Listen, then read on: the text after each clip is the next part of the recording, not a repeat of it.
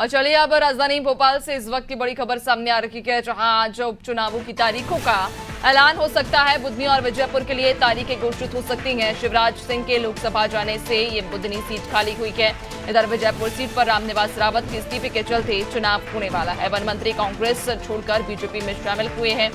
आपको बताते चलें कि आज उपचुनावों की तारीखों का ऐलान हो सकता है। बुधनी और विजयपुर में उपचुनाव होने हैं, जिनको लेकर आज तारीखों का कहा जा रहा है कि ऐलान हो सकता है।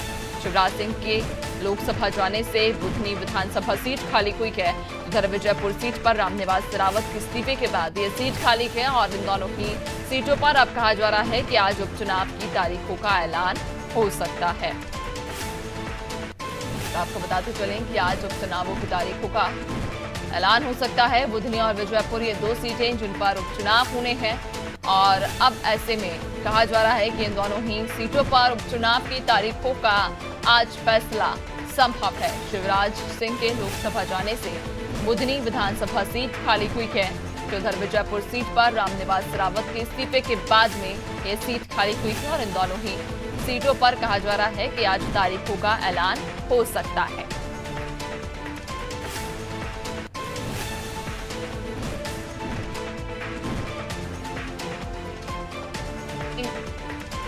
ज्यादा जानकारी लेंगे, हमारे साथ पॉलिटिकल एडिटर मनोज सर जुड़ चुके हैं।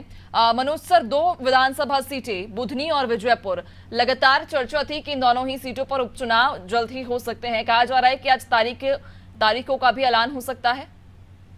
देखिए, आमतौर पर होता है कि जब कोई सांसद विधायक इस्तीफा देता है या किसी और अपरिहार्य कारणों से उपचुनाव कराने की नौबत आती है, तो उस डेढ़ से 6 महीने के अंदर ये चुनाव कराना होते हैं। क्योंकि पिछले लोकसभा चुनाव में हमने देखा था कि जो बुधनी से विधायक थे, पूर्व मुख्यमंत्री शिवराज सिंह चौहान, वो विदिशा से सांसद चुने गए, केंद्रीय कृषि मंत्री, वो सीट खाली हुई थी। और विजयपुर, जो कि श्योपुर जिले में आता है, वहां से चुनाव जीतने वाले रावत ने चुनाव बीजेपी में शामिल हो गए थे, वो कांग्रेस छोड़कर। इसके बाद से लगातार प्रयास लगाए जा रहे थे कि वहाँ चुनाव होंगे। अब चूंकि वो वन मंत्री मध्य प्रदेश सरकार में बनाए जा चुके हैं, तो दोनों सीटों का उपचुनाव होना है। आज चूंकि चुनाव आयोग की प्रेस कॉन्फ्रेंस है, 4 राज्यों में उपचुनाव का, 4 राज्यों विधानसभा चुनाव का भी ऐलान हो सकता है, जिसमें जम्मू कश्मीर भी शामिल है और हरियाणा भी शामिल है। तो उसके साथ ही आज दोनों सीटों के उपचुनाव की भी घोषणा हो जाएगी।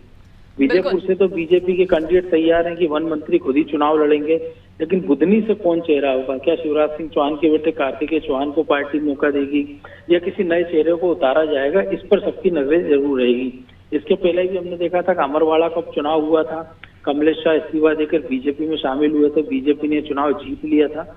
और बिना विधायक जो कांग्रेस में है अभी, उनके इस्तीफे को लेकर लगातार संशय बना हुआ है, क्योंकि वो बीजेपी के समर्थन की बात कर चुकी है लेकिन इस्तीफा नहीं दिया है।